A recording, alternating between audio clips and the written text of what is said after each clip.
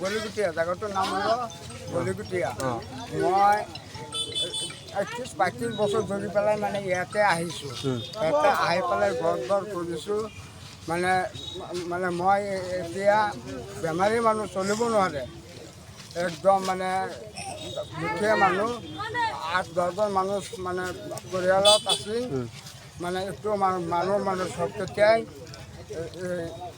খাৱৰীয়া নাই, মানে চব কেতিয়া খাৱৰীয়া। আগৰ পৰা মানে আপোনালোকে ইয়াতে আছে? হয়, ইয়াতে আছোঁ।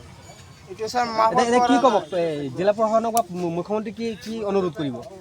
অনুৰোধ জনালোঁ, ছাৰ মই কি সাহায্য কৰিব, মোক কিবা দিব। মইতো ইয়াৰ পৰা এৰিব নোৱাৰিম। মই লাগিলে মানে ইয়াতে মৰিম, ইয়াতে যাব নোৱাৰে। আপুনি কি কৰে, আপোনাৰ কৰক। ছাৰ আপোনাৰ মনত কৈ আছোঁ, আপোনাক কি কৰি পাইছে আপুনি কৰি পাইছে। মই আন্দোলন কৰিছোঁ, মোক কি কৰিব। 28 বিঘা মাটি মানে ইয়াতে কি উৎসৱ হয় নেকি আপোনাৰ, মানে সেইটো চাব আৰু। ঠিক আছে।